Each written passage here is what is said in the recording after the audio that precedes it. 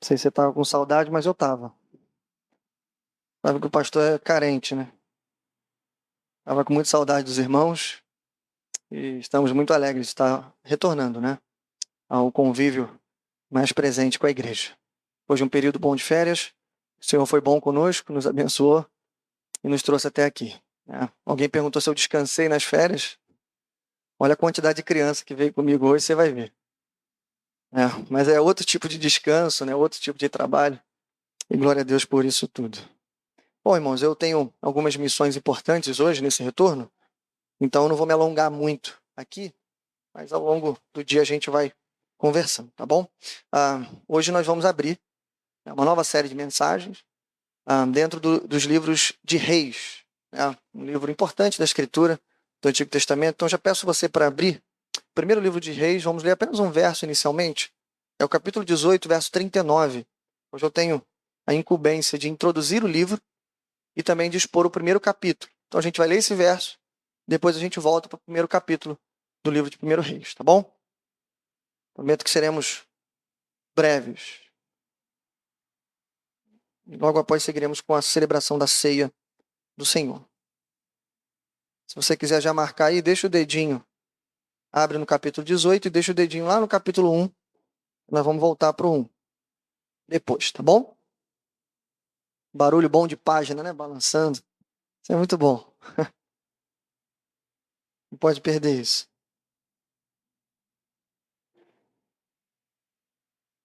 Amém? Enquanto você abre aí, tem algumas pessoas abrindo. O título da nossa série, o título de toda a série, que vai perpassar os dois livros de Reis, né, o primeiro e o segundo livro, vai se chamar Só o Senhor é Deus. Esse é o título. Só o Senhor é Deus. Já já vou explicar esse título, tá bom? E é o verso que a gente vai ler agora, tá? 1 Reis 18, 39. Diz assim: Quando o povo viu isso, todos caíram prostrados e gritaram: O Senhor é Deus. O Senhor é Deus. A gente consegue repetir isso, gente? Vamos tentar? Vamos lá. Quando o povo viu isso, todos caíram prostrados e gritaram: O Senhor é Deus. O Senhor é Deus. Não fica preocupado com as versões, não, porque a tradução aqui, ela pode também ser traduzida como somente ou só o Senhor é Deus. Tá bom? Então, independente da sua versão, é isso que o povo está declarando nesse texto. E esse é o título da nossa série. Bom, rapidinho. Então, você vai ver que eu vou chamar de a série do livro de Reis. Uma informação importante aqui é que esses dois livros que você tem na sua Bíblia é um único livro no original, tá bom? Ele é dividido aí didaticamente, a gente vai entender essa divisão, mas é um único livro, tá? A gente tem basicamente, nos livros de Reis, irmãos, 400 anos de história. E é um período, né, falando aqui do ponto de vista do povo de Deus, que é o povo de Israel do Antigo Testamento, mais importante para o povo de Deus. É o período mais importante da história deles, é o período dos reis. Tá? Então, 400 anos de história, né, primeiro livro e segundo livro, vai abarcar isso aí. Eu estruturei os dois livros, dividi em três partes. Eu vou chamar de, primeiro, o Reino da Sabedoria, que vai até o final do reinado de Salomão, iniciando a divisão do reino. Depois, o Reino da Divisão, que vai passar por todo o reino dividido. A gente vai ter Israel dividido em norte e sul, os irmãos sabem disso. 2 reis sentados no trono ao mesmo tempo, né?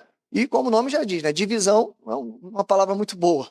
Então, uma confusão ali em Israel. Tá? Esse aí é basicamente quase todo o livro de 1 Reis e 2 Reis. E no finalzinho do livro de 2 Reis você tem o reino do remanescente.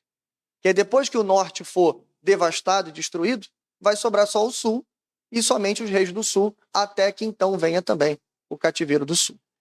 Uma coisa interessante dessas três partes que estruturamos aqui é que todas elas terminam com tragédia.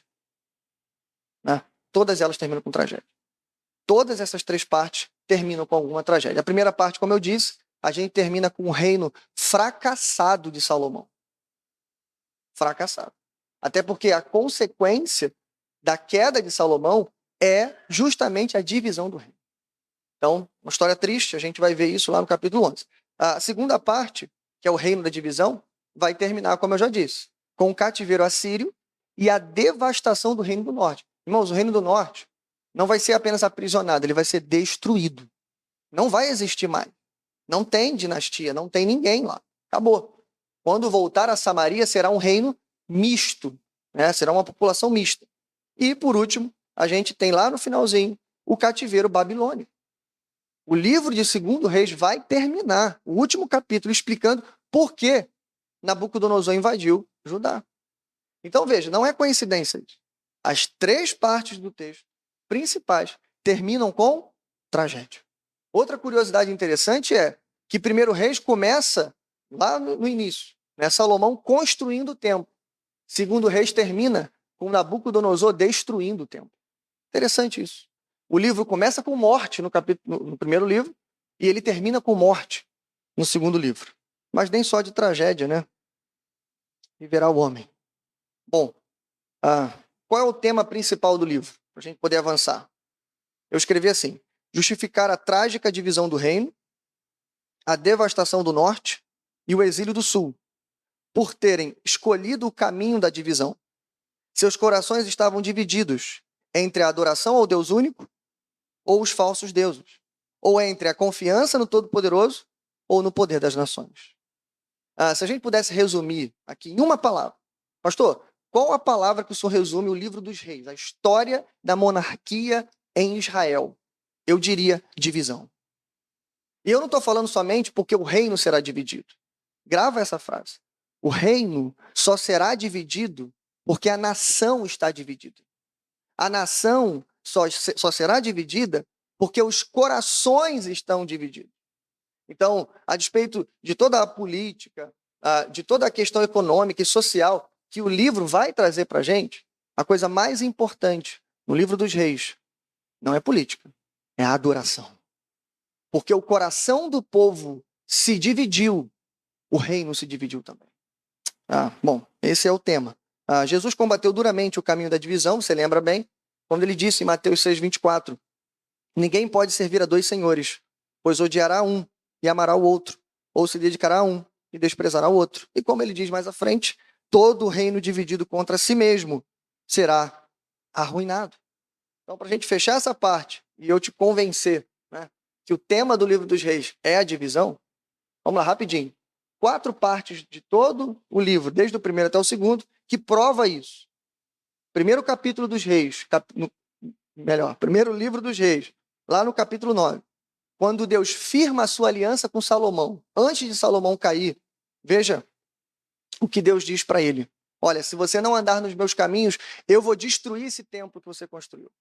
Aí Deus diz no verso 9 assim, por que eu vou fazer essa coisa? Ele diz, porque abandonaram o Senhor, o seu Deus, que tirou os seus antepassados do Egito, se apegaram a outros deuses, adorando e prestando-lhes cultos. Por isso o Senhor trouxe toda essa desgraça. Mais à frente, no capítulo 11, como eu disse, na queda de Salomão, veja o que está escrito lá no verso 4. À medida que Salomão foi envelhecendo, veja isso, suas mulheres o induziram a voltar-se para outros deuses, e o seu coração já não era totalmente dedicado ao Senhor, seu Deus, como fora o coração do seu pai Davi. Interessante essa frase, né? O texto não diz que Salomão se desviou. O texto não diz que Salomão virou um rei ímpio. Ou que, como Acabe fez, né, importou a idolatria, né, das nações vizinhas para Israel. Não, não é só isso que Salomão fez. Salomão não era totalmente devoto. Não era totalmente dedicado. Veja, divisão. Salomão tentou dividir o seu coração. Não sei em quantas partes, não sei em quantos deuses, não sei em quantas divindades. E tentou agradar todo mundo de uma só vez. Esse foi o pecado de Salomão. Terceiro lugar, lá no cativeiro assírio. Lembra? O texto vai justificar por que o povo vai ser levado para o cativeiro. 2 Reis 17, verso 7 e 8. Tudo isso aconteceu porque os israelitas haviam pecado contra o Senhor seu Deus, que os tirara do Egito, sob o poder de Faraó. Eles prestaram culto a outros deuses e seguiram os costumes das nações que o Senhor havia expulsado de diante deles, bem como os costumes que os reis de Israel haviam introduzido. Da mesma maneira, o cativeiro babilônico, veja, finalzinho do livro, 2 Reis 24, verso 1 diz assim, durante o período de Joaquim, Nabucodonosor, rei da Babilônia, invadiu o país. Verso 3. Com certeza isso aconteceu a Judá, conforme a ordem do Senhor, a fim de removê-los da sua presença, por causa de todos os pecados de Manassés. Se você não conhece os pecados de Manassés, eu explico rapidinho para você. Primeira coisa que Manassés fez. Manassés reconstruiu os altares idólatras que o seu pai tinha derrubado. O pecado de Manassés é grave porque ele não constrói, ele reconstrói. A gente tirou a idolatria, ele põe de volta. Segunda coisa que Manassés fez, ele colocou os altares idólatras dentro do templo do Senhor. Veja, o mesmo modus operandi. Ele não removeu o templo do Senhor. Ele não tirou a arca, ele não tirou os utensílios. Não, ele só acrescentou. Não, aqui está o altar do incenso, mas desse lado está um poste para Astarote, por exemplo. Ali está a mesa da proposição, aqui está sei lá, um zigurate, um elemento, um totem, para a gente adorar Baal, uma estátua. Foi isso que ele fez. E pior, ele sacrificou o próprio filho aos deuses que Deus, obviamente, repudiava. Bom, pensando nisso, em divisão, para a gente fechar, duas soluções o livro vai apresentar para a gente. Duas soluções. A primeira, individual, e a segunda, coletiva. Duas soluções. Primeiro, cada pessoa é responsável para se manter fiel, apesar dos erros da maioria. Isso é a primeira coisa que a gente aprende no livro dos Reis, e você vai lembrar do texto que a gente acabou de ler, 1 Reis, capítulo 18. Lembra? Quando Elias estiver desesperado, achando que está sendo perseguido por Jezabel e Acabe, pensando que era o único que tinha sobrado. Lembra que Deus vai dizer para ele? Ainda me restaram 7.000 joelhos que não se dobraram a Baal. Sabe por quê, irmãos? Porque por mais que a maioria do reino do norte, veja, no reino do norte, todos os reis serão idólatras. Todos. Uma sucessão de 20 reis, todos serão pagãos e idólatras. Todos eles. Mas ainda tinha 7.000 pessoas que adoravam o Deus único. 7.000. Então, em primeiro lugar, irmãos, a gente tem que pensar, é nossa responsabilidade, tem a ver com a gente. Segundo, coletivamente, cabe aos líderes, ali no caso os reis, trabalhar para promover reformas espirituais que transformem a divisão em fortaleza. O livro dos Reis não é apenas um livro de devastação, não é apenas um livro de tragédia, como eu citei aqui o exemplo do pai de Manassés, o rei Ezequias, Josafá, Ezequias, Josias e alguns outros homens de Deus foram usados para promover reformas espirituais no meio do povo, que, pelo menos por um breve momento, transformou a divisão em fortaleza. Bom, vamos seguir. Esse é o resumo dos dois livros de 1 Reis. Vamos entrar então no capítulo 1. Volta comigo para a gente expor o primeiro capítulo desse importante livro. Bom, enquanto você vai para lá, hoje a gente vai falar de velhice. Velhice. Eu queria pedir paciência para, os irmãos mais idosos não ficarem chateados com o pastor. Tá bom? Por favor. A gente vai falar de velhice. Tá bom? Mas eu vou falar bonitinho de velhice, tá? Vou falar bem. Principalmente de vocês aqui. O título que eu dei para essa mensagem se chama Te Prepares para a Velhice. Mais ou menos isso. Tá? Parece engraçado, mas vai perdendo a graça conforme a gente for expondo aqui, tá bom? Vamos lá? Verso de número 1. Me acompanhe. Quando o rei Davi envelheceu, estando já de idade bem avançada, cobriam-no de cobertores, mas ele não se aquecia. Só para explicar para os irmãos, eu vou falar sobre envelhecimento aqui. E lá no finalzinho do sermão a gente vai fazer 3 aplicações simples. Nós vamos falar de 3 tipos de envelhecimento que Davi estava sofrendo aqui, ou que Davi superou. Bom, a gente vai falar sobre isso. E são 3 tipos de envelhecimento que todos nós também estamos sujeitos. Então, o que o pastor quer dizer, deixa eu definir os termos aqui, sobre envelhecimento. Eu estou falando sobre o processo natural do ser humano, que todos nós estamos sujeitos. Alguém já disse isso, né? A partir do momento que a gente nasce, a gente já está envelhecendo, o tempo está correndo aí. né? A contagem regressiva já começou, já carimbaram aí um prazo de validade em você, que só Deus conhece, mas a contagem já está sendo feita. Então, eu vou usar a palavra envelhecimento nesse sentido, de que existe um processo, às vezes natural, às vezes provocado por nós mesmos, que às vezes acelera esse processo, de envelhecimento. Ok? Então, só para te explicar isso. Bom, vamos ao texto, então. Deixe-me... Vou fazer diferente hoje está tudo diferente, tudo mudado, né? Não tem problema. Eu vou fazer assim, eu vou explicar o texto para vocês, o texto é um pouco grande, tem 53 versos, mas é uma história muito dinâmica, tá? Então eu vou explicar a história para vocês e nós vamos para as aplicações, ok, irmãos? Então, como o texto abre dizendo, Davi está velho. O ano aqui é 970 depois de Cristo, ou melhor, antes de Cristo. Estamos entrando no último milênio antes do nascimento de Jesus Cristo. Velhice de Davi antes dele passar o trono para Salomão. Dos versos 1 ao 4, a gente tem a informação da debilidade de Davi. Davi está velho, presta atenção, velho, deitado numa cama, com algum problema de saúde que a gente não sabe muito bem o que é, parece que seu corpo não esquentava, não aquecia mais, ao ponto dos conselheiros contratarem uma concubina para poder cuidar dele. Tá? Bom, eu não posso ir além, irmãos, da contratação dessa concubina, não posso explicar muita coisa, porque ninguém sabe. Mas a questão é, se foi certo ou se foi errado, a gente não tem como julgar aqui. O ponto é, o texto termina dizendo no verso 4, de que Davi não teve relações sexuais com ela. Talvez isso seja uma coisa boa. Né? Então, tudo bem. Então ela serviu como uma espécie de cuidadora de idosos. Você pode pensar assim, tá bom? Isso a partir do verso 4. Do verso 5 em diante, o que a gente tem então? Mais uma história de insurreição na família de Davi. Resumidamente, em uma frase, é isso que a gente tem. De novo, irmãos, o fantasma de Absalão volta para o reino. Agora um filho de Davi chamado Adonias. Rapidinho, Adonias aqui, ele, segundo o texto, é o filho mais velho de Davi. Né? Davi tinha 3 filhos mais velhos, Aminon, Quileabe e Absalão. Você lembra, Absalão mata Aminon e depois Absalão morre por causa da rebelião. Quileabe provavelmente já tinha morrido e esse Adonias era o mais velho. Segunda coisa aqui, segunda informação que você precisa. Davi até agora não tinha declarado para o povo quem seria o seu sucessor. Isso é uma falha grave.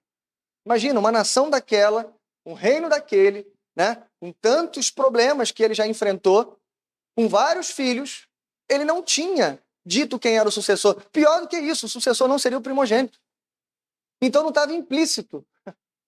Somente um círculo muito interno, profeta Natã, sacerdote Zadok, algumas pessoas, Batseba, sabiam que o herdeiro seria Salomão, porque quando Deus prometeu, através do filho de Davi, firmar a sua dinastia lá em 1 Samuel, construir o templo, ali Deus mandou colocar o nome em Salomão. Então ficou entendido que Salomão seria o substituto do trono. Mas a coisa não estava clara.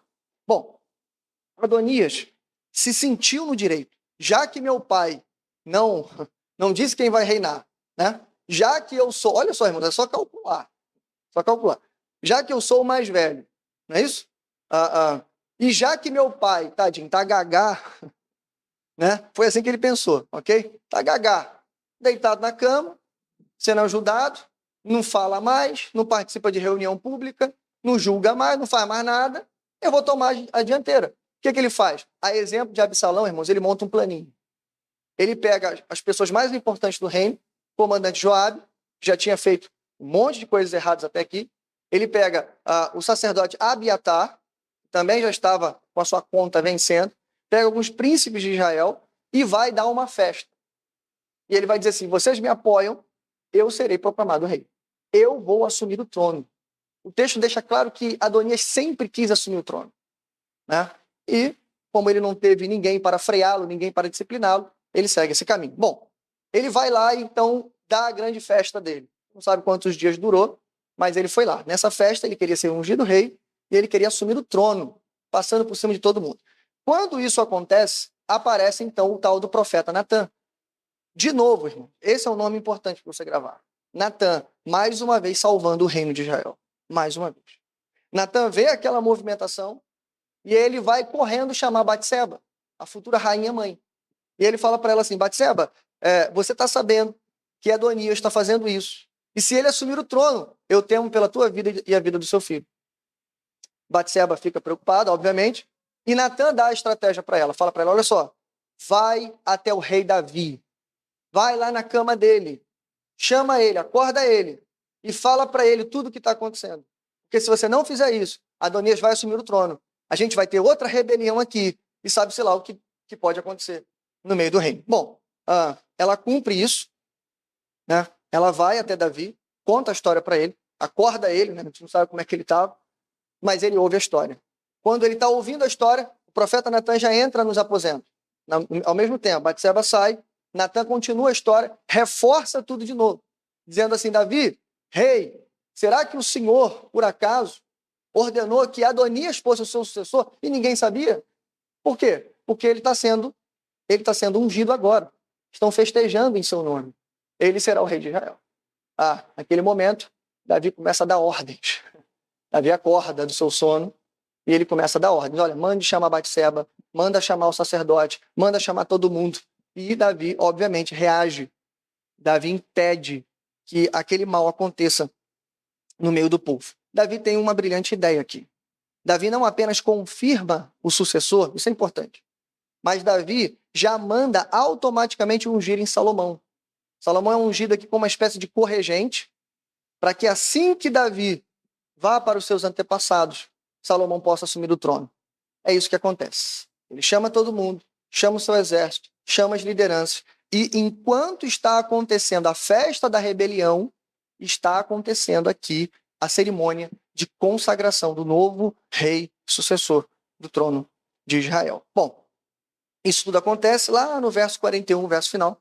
Enquanto está acontecendo a festa, aparece um mensageiro que saiu de Jerusalém, o tal de Jonatas. Quando ele chega lá na festa, Adonias cata ele, escuta o som da trombeta, pergunta assim, Jonatas, eu escutei a trombeta tocando. Fala aí, pode mandar, me dê as boas notícias. E não eram boas notícias. Jonatas conta toda essa história que eu contei para os irmãos e fala, olha só, o rei Davi despertou do sono, ele mandou chamar Salomão, mandou chamar todo mundo. Salomão já foi ungido, inclusive ele já está até sentado no trono. É essa frase que ele fala. Ele já está sentado no trono. Irmãos, quando Jonatas dá essa notícia, imagina, a festa acabou. Alguém derrubou a caixa de som, puxaram da tomada, acabou a festa. Acabou a alegria. O texto diz claramente, se você ler com calma, você vai ver. Eles entraram em pânico. Começou uma correria que só. Os comandantes ali, né? As autoridades, desesperados. Adonias, desesperado. Por quê? Nosso plano não deu certo, a gente vai morrer. É interessante que o texto termina com Adonias fugindo para o tabernáculo. Né? Ele, no ato desesperado, né? Ele entra no tabernáculo e lá tinha uma tática que eles usavam para adiar a ira do rei, né? Para que o rei não matasse. Ele se agarra nos chifres do altar do tabernáculo, como quem dissesse assim, aqui ele não pode me matar. Aí Salomão manda chamar ele e fala, olha, se ele se comportar, se ele se arrepender, se ele ficar na dele, se ele for submisso ao trono, ao rei, não vai acontecer nada com ele. Mas já adiantando aqui, dando spoilers, né? Mais para frente a gente sabe que Adonias não vai durar muito tempo, mas não por culpa de Salomão, mas por culpa dele mesmo. Foi bom porque deu para ver que Salomão já começa o seu reinado sendo misericordioso. Bom, irmãos, aqui está a nossa história. Essa é a nossa história. É interessante que a nossa história, quase que repetida, isso aconteceu muito parecido com o que aconteceu lá atrás com Absalão, acontece agora com Adonias. Muito parecido, lá atrás, nós observamos uma passividade excessiva de Davi em não punir os seus filhos, em não disciplinar a sua casa e passivamente aceitar tudo isso, e novamente a gente vê tudo isso. Só que agora a gente tem o elemento do envelhecimento. É isso que está diferente aqui. Por isso que a gente vai terminar falando de envelhecimento. Então, os 3 tipos de envelhecimento na vida de Davi, como isso afetou ele, como isso afeta a gente. Primeiro, o envelhecimento biológico. Biológico. Já disse isso. Estamos todos envelhecendo. Amém, irmãos? Até as crianças, todos. Alguns estão na fila há mais tempo, né? estão aí na caminhada há mais tempo. Outros há menos tempo. Mas todos estamos envelhecendo. Como eu disse, os primeiros versos dão conta disso, de que o grande rei Davi, poderoso, né? Vamos lembrar aqui de alguns feitos, derrotou gigantes, derrotou exércitos, nações, sobreviveu à perseguição 10 anos, fugindo no deserto do grande rei Saul. Esse é o rei Davi, poderoso em batalha, forte em força, um homem exemplar, mas agora está velho, deitado na cama, precisando dos outros, né? Dependendo dos outros. Bom, algumas coisas aqui são importantes. A gente observa na vida de Davi algumas mudanças importantes. Veja, irmão, presta atenção nisso. Primeiro, mudança da rotina. Quanto mais tempo vai passando, a nossa rotina vai mudar. A vida vai ficar desacelerada, tá? Parece até que eu sou velho, né? Mas não é não. É por observação. A gente vai compreendendo. Segundo, uso de medicamentos. Quem aqui, irmãos, não reclama disso? Né? Quem tem um pai, uma mãe, um avô, uma avó e não sabe disso? Alguns irmãos aqui na igreja, já com alguma idade, sabem disso. É muito medicamento. Qual idoso que não tem aquela caixinha separada até em cores, para não se perder? Cada dia da semana é um grupo de medicamentos. E as doenças são variadas. Mais do que isso, até mesmo, em alguns casos, a contratação de profissionais. A exemplo de Davi, às vezes precisamos de pessoas para nos ajudar. Não porque a família não dá conta, mas porque às vezes a demanda é muito grande. Às vezes a debilidade é muito grande. O que é isso, irmãos? É envelhecimento biológico. Como é que isso nos ensina? O que isso tem a ver com a gente? Bom, irmãos, eu disse, estamos envelhecendo à medida em que nascemos. Eu acredito que o envelhecimento biológico é uma lei que Deus escreveu em cada uma das nossas células para nos humilhar, para colocar o ser humano em primeiro lugar no seu lugar. Eu disse, o grande rei de Israel agora está prostrado numa cama e dependendo das outras pessoas. Se por um lado, né, nós temos o típico idoso ranzinza, né? E tem, infelizmente. Mas por outro lado, nós temos também o jovem eterno. Por outro lado. E aqui eu estou falando de todos nós, não só dos jovens que são jovens, mas todos nós. Via de regra, irmãos, a gente não se prepara para a velhice. A gente não pensa nisso. Não há planejamento financeiro. Não há planejamento físico.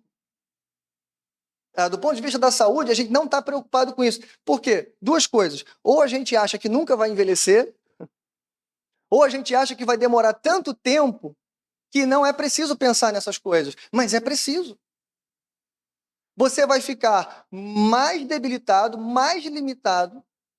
Tudo na sua vida vai desacelerar. Todos esses encargos que eu falei aqui vão aumentar. O plano de saúde vai ficar mais caro. Os remédios, contratar profissionais. E você não pensou na vida financeira, veja. Como não? Temos que nos preparar, pois todos estamos envelhecendo. Temos que nos preparar. E o mais importante, precisamos entender, como eu disse, que temos pouco tempo. O relógio está contando contra nós. O crente, o cristão, aquele que vive sob uma cosmovisão cristã, ele precisa entender isso. Que não somos eternos, pelo menos não nesse mundo. Não estamos aqui para sempre, não somos super-homens. Pelo contrário, somos como a relva que cresce, mas logo murcha e cai.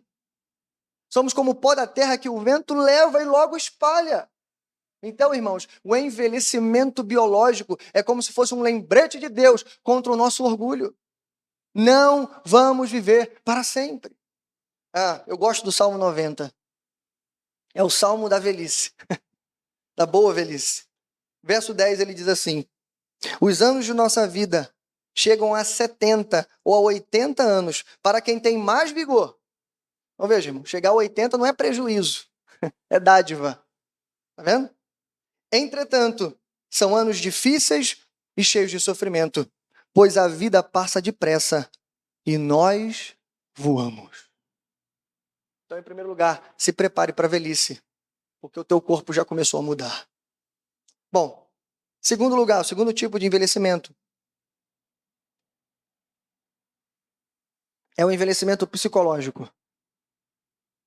Psicológico. E como eu disse, eu estou usando a palavra envelhecimento aqui do ponto de vista do processo natural ou não, que às vezes se acomete sobre nós. O que isso tem a ver com Davi? Vamos lembrar aqui rapidinho.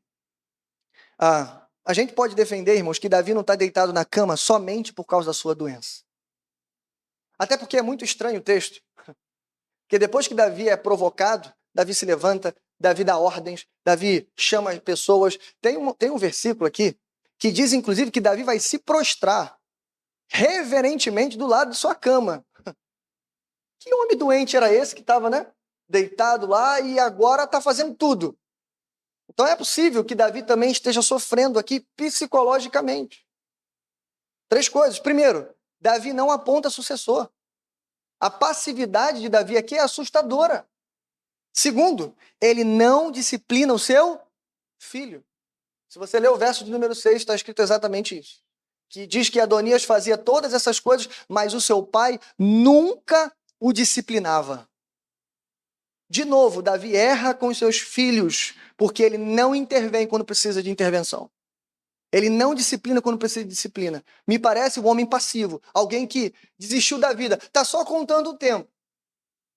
Estou envelhecendo, acabou tudo para mim, o reino vai ficar, estou me indo. Sou apenas um passageiro da agonia. Terceiro lugar, ele só reage quando é provocado. Bom, eu quero somar mais uma coisa aqui. Você vai se lembrar que, embora Davi fosse o homem segundo o coração de Deus, Davi cometeu um dos piores pecados registrados na Escritura. Só perde para aqueles registrados lá no livro de Juízes. Mas talvez ele soa para a gente como pior, porque Davi é um dos melhores personagens da Escritura. Então a gente tem essa dificuldade de balancear como é que o homem segundo o coração de Deus fez essa maldade tão grande. E você se lembra que, embora Davi foi perdoado da sua iniquidade, ele sofreu uma dura consequência. E a dura consequência é: a espada nunca se apartará da sua família. E a gente viu esse cumprimento desde a morte, ou melhor, desde a violência cometida por Aminon, da rebelião de Absalão, e agora no final da vida. Mais um filho de Davi tentando uma insurreição. Mais um filho. Então é possível, irmãos, que Davi esteja deitado na cama, juntando os caquinhos da sua biografia. É possível que ele esteja, como um homem idoso que já viveu muito, olhando para trás e dizendo: isso tudo é culpa minha, isso tudo é culpa minha, isso tudo é culpa minha, eu vou morrer, então que a morte chegue logo. Esse é o envelhecimento da culpa. Deitado na cama. E é interessante essa frase, juntar os caquinhos da biografia, irmãos, porque a gente acha que a nossa vida tem que ser assim. A gente acha que é como um jogo de videogame, que a gente vai superando, até chegar na fase final. Não é! A vida do cristão é de altos e baixos. É uma vida de luta, e luta tremenda. A gente cai, levanta, cai de novo, levanta de novo, mas ainda que caia, não ficará prostrado. Essa é a vida do crente. Aí a gente olha para a vida de Davi e fala: não foi sucesso até o final. Ele começou bem, no meio ele se perdeu, mas está terminando mal. Davi está deitado na cama, se culpando por todas as coisas que estão acontecendo com ele. Esse é o envelhecimento da culpa. Bom, irmãos, é verdade que alguns fantasmas do passado vêm nos assombrar. É verdade. Até para a gente que viveu menos do que alguns irmãos aqui, é verdade que em alguns momentos a gente tem flashes do passado. A gente se lembra de pecados terríveis que cometemos, de consequências que talvez estejamos carregando ainda. Deus nos liberta do poder do pecado, mas ainda enfrentamos as consequências. Assim como um assaltante que se converteu terá que pagar pela sua culpa, pelo seu crime, assim também alguns irmãos ainda precisam arrastar algumas consequências. E a pergunta é: como lidar com isso? Eu vou dar 3 palavrinhas para você lidar com os fantasmas do passado: aprender, esquecer e superar. 3 coisas. Primeiro, irmão, os erros que cometemos na vida todos os nossos pecados, tudo isso, claro, é tudo muito ruim, causa muito sofrimento. Em primeiro lugar, ofende a santidade de Deus. Mas, irmãos, uma vez arrependido, uma vez abandonado, em primeiro lugar, nós precisamos aprender com os nossos erros. O cristão não é aquela pessoa que fica batendo na faca o tempo todo, na mesma direção e no mesmo sentido. Não é. Se ele passou por esse caminho e ele tropeçou e caiu, ele nunca mais passará por aquele caminho. Os fantasmas do passado apenas devem nos ensinar, nada mais do que isso. Segundo lugar, devemos esquecer. Porque se uma vez foi confessado e uma vez foi perdoado por Deus, devemos nos esquecer. Não ouse lembrar daquilo que Deus já se esqueceu. Se cada gota de sangue na cruz foi derramado por causa dos teus pecados, quem é você para ficar lembrando deles? E dizendo, mas eu não posso fazer isso porque eu errei muito lá atrás. Esquece o passado. Em terceiro lugar, supera isso.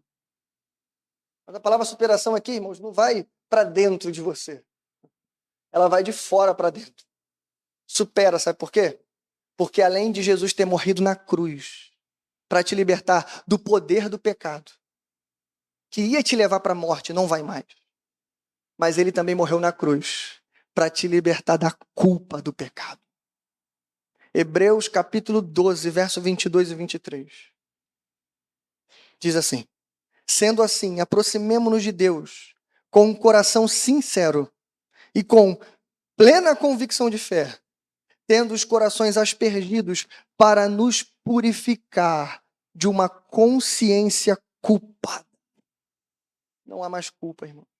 E tendo os nossos corpos lavados com água pura, apeguemo-nos com firmeza à esperança que professamos, pois aquele que prometeu é... Lembra, irmãos, Romanos capítulo 8. Se não há nenhuma condenação, então não pode haver nenhuma acusação, porque não haverá nenhuma separação. Lembre-se disso. Em terceiro e último lugar, para a gente encerrar hoje, o envelhecimento espiritual. Falamos do biológico, do psicológico, agora do espiritual. Sem dúvida, irmãos, é o pior envelhecimento de todos. Mas escute, assim como o envelhecimento biológico, também estamos envelhecendo espiritualmente todos os dias. Lembra que eu falei? É um processo, em primeiro lugar, natural. Deixa eu dizer uma coisa aqui que talvez você não saiba. Não é natural, não é natural ajoelhar ao lado da sua cama, seja lá como você faz sua oração, vamos imaginar aqui, ajoelhar ao lado de sua cama todos os dias e agradecer ao teu Deus que está no céu por aquele dia de bênçãos que você passou ao lado dele. Isso não é natural. Não é. O quanto a gente tem que lutar com a nossa carne, irmãos, para... Né? Tem gente que se ajoelha ao lado da cama igual um crocodilo, assim, meio que se arrastando. Mas que seja, mas o quanto a gente tem que lutar para fazer isso. Sabe por quê? Porque isso não é natural. O quanto a gente tem que lutar para manter uma constância na leitura sistemática das Escrituras. Temos que lutar, porque tudo isso não é natural. Bom, irmãos, os antigos diziam, né? A gente pode ser idoso, mas não cansado. Também já ouvi, né? Sou velho, mas não obsoleto. Essa é boa. Ou então, como diziam antigamente, né? A gente pode ser um velho crente e não um crente velho. Tem diferença, né? Eu posso ser um velho crente, mas não um crente velho. Eu disse, irmão, talvez pela soma de problemas físicos, doença também acaba com a gente. Mas juntando aqueles caquinhos, cheio de traumas não curados, cheio de problemas emocionais, cheio de culpas por causa de pecados que, infelizmente, não conseguimos esquecer. Algumas pessoas vão envelhecendo e vão se tornando pessoas ranzinhas, pessoinhas amargas. E sabe qual é o problema desse tipo de pessoa? Que esse tipo de pessoa não pode ser chamada de cristã. Sabe por quê, irmão? Porque o cristão, ele precisa ser aquela pessoa que, quando ele olha para trás, apesar de tudo isso, ele olha com um olhar de gratidão. Porque ele fala, apesar de mim, o Senhor me trouxe até aqui. Apesar de mim, até aqui nos ajudou o Senhor. E como um bom cristão, ele olha para frente, mesmo com pouco tempo, mas ele ainda olha para frente com esperança. Porque ele não é o jovem eterno, mas ele é o crente eterno. Porque ele sabe que tão logo eu fechar os olhos, eu abrirei na eternidade com meu Deus. Imagine você parar do lado de um idoso assim. Imagine. Que olha para trás com gratidão, mas para frente com esperança. Imagine o conselho que vai sair da boca dele ou dela. Imagine, irmão. Eu que ainda tenho não sei quanto tempo ainda, alguns que ainda têm mais do que eu, vão pensar assim, uau, então há esperança para a gente. Porque em 80 anos, a irmã Regina não se corrompeu. Ah, irmãos, como é bom olhar e ver isso. Dá para ter casamentos de 40 e 50 anos, irmãos. Dá. Só na igreja você vai encontrar isso. Glória a Deus por isso. Bom, aqui eu termino falando de Davi. Nesse ponto, Davi nos dá um bom ensino. Porque se ele estava debilitado biologicamente, psicologicamente, mas após levantar do seu leito, levantar da sua amargura, Davi nos dá boas lições aqui. Davi, irmãos, graças a Deus, vai terminar bem a sua carreira. E no finalzinho desse capítulo, versos 47 e 48, é escrito assim: até mesmo os oficiais do rei foram cumprimentar Davi, o nosso rei e senhor, dizendo: que o teu Deus torne o nome de Salomão mais famoso que o teu, e o seu reinado mais glorioso do que o teu. Aí olha aqui, ó, olha o idoso, ó.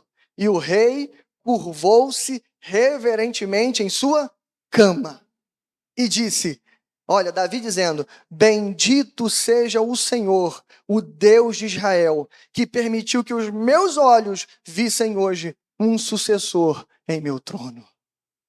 Sabe o que significa essa palavra, irmãos? Aqui é alguém que resgatou a esperança. É alguém que se lembrou de todos os feitos do Senhor. Não é para eu continuar prostrado. Eu não devo continuar desanimado. Eu não devo continuar juntando os caquinhos da minha biografia. Não. Porque o Senhor Jesus Cristo morreu na cruz para que eu tivesse vida e vida com abundância. Esse é Davi. E é assim que nós devemos ser. Que o Senhor nos ajude, irmãos, nessa dura caminhada, nesse desafio do envelhecimento. Lembrando que o pior de todos os envelhecimentos é o espiritual. Tem muito jovem padecendo em cima da cama, não por causa do corpo, não por causa da mente, mas por causa do espírito. Então levante-se hoje, volte a ler as Escrituras, volte a orar, sistematicamente, todos os dias. Comece o dia com o Senhor, termine o dia com o Senhor. Ouça a sua voz diariamente e você terá uma vida prolongada na terra. Não apenas de dias, mas de bênçãos. Amém? Vamos orar?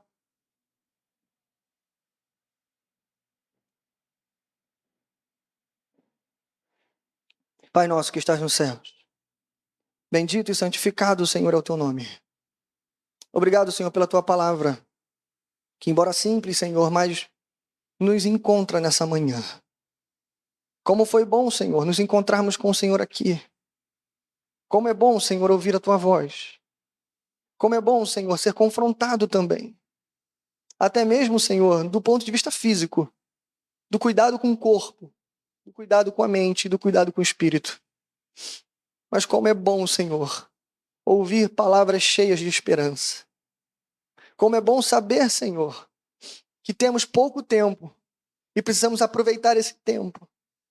Mas que tão logo esse tempo chegue ao fim, nós vamos poder dizer como Simeão diz: agora sim o Senhor já pode recolher o seu servo, porque os meus olhos já viram a tua salvação.